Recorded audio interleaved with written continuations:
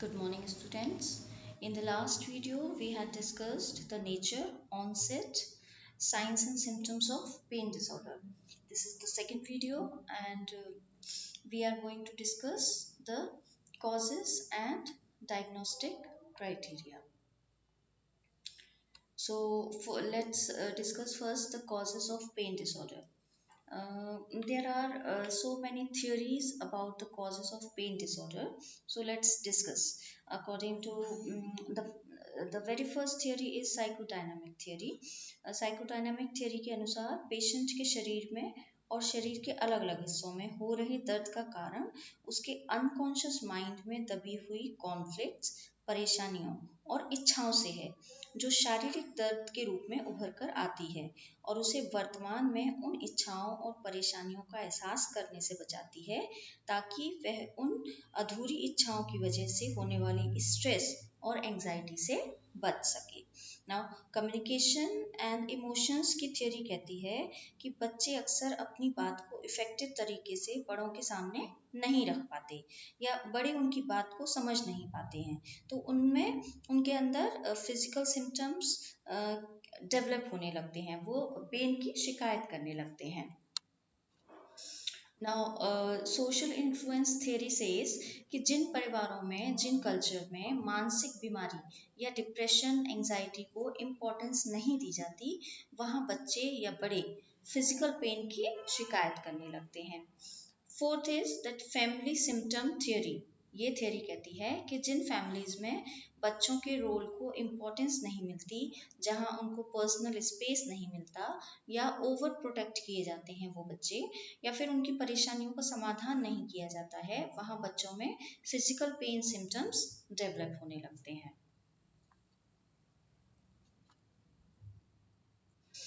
Now learning theory के अनुसार बच्चे लर्निंग के द्वारा पेन के फिजिकल सिम्टम्स को डेवलप करते हैं। कैसे? अगर वो घर में किसी को दर्द की शिकायत करने के बाद किसी भी तरह की प्रशंसा, एक्स्ट्रा केयर या रिवॉर्ड पाते हुए देखते हैं, तो वो इस तरह के व्यवहार को सीख लेते हैं और फिर वो दर्द की शिकायत करते हैं। ट्रॉमा और abuse means this is related to physical, psychological और both factors, कि अगर किसी के साथ फिजिकल अब्यूज हुआ है या साइकोलॉजिकल डिस्ट्रेस उसने फील किया है या डिप्रेशन का शिकार रहा है या किसी भी तरह का सेक्सुअल अब्यूज हुआ है उसके साथ, तो उन पेशेंट्स को हम पेन डिसऑर्डर की शिकायत करते हुए पा सकते हैं। Now we will discuss the diagnostic criteria for pain disorder according to DSM-4 text revised. पहला पॉइंट कहता है कि एक या एक से अधिक बॉडी पार्ट्स में दर्द की शिकायत अगर पेशेंट करता है और वह दर्द इतना ज़्यादा हो कि क्लिनिकल ट्रीटमेंट की ज़रूरत पड़े। दूसरा, दर्द का कारण सिवियर डिप्रेशन या स्ट्रेस का होना, जिसकी वजह से सोशल, ऑक्यूपेशनल लाइफ या फिर डेली रूटीन के काम बाधित हो रहे हों। तीसरा, दर्द के शुरू होने, बढ़ने या बने रहने में साइकोलॉजिकल फैक्टर्स का इम्पोर्टेंट रोल होता है। नेक्स्ट क्राइटेरिया कहता है कि दर्द के लक्षण बनावटी या फैक्टिशियस नहीं होने चाहिए। और पांचवा क्राइटेरिया कहता है कि पेन मूड, एंजाइटी या साइकोटिक डिसऑर्डर को रिप्रेजेंट कर सकता है, लेकिन डायस्पैरोनिया को नहीं कर सकता।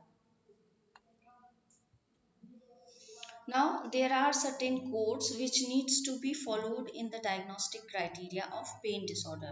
और ये codes क्या हैं? The first one is pain disorder associated with psychological factors.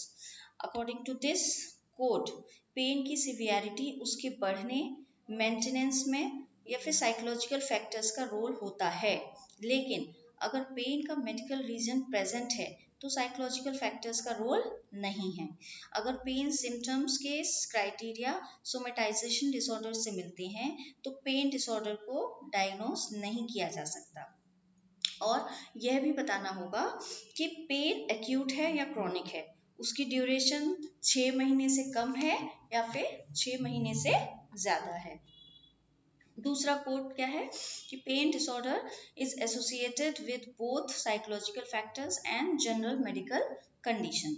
According to this code, psychological factors और जनरल मेडिकल कंडीशन दोनों का ही पेन सिम्टम्स के बढ़ने और सिवियर होने में बड़ा रोल है। वो जनरल मेडिकल कंडीशन या pain in different body parts axis 3 में कोडेड है। Again, there is a need to specify that pain acute है या chronic है. Now, another code is pain disorder is associated with a general medical condition. According to this code, general medical condition का pain symptoms के बढ़ने, severe होने या maintain होने में एक बड़ा रोल है, लेकिन अगर साइकोलॉजिकल फैक्टर्स प्रेजेंट है तब जनरल मेडिकल कंडीशन का पेन सिम्टम्स में कोई रोल नहीं है.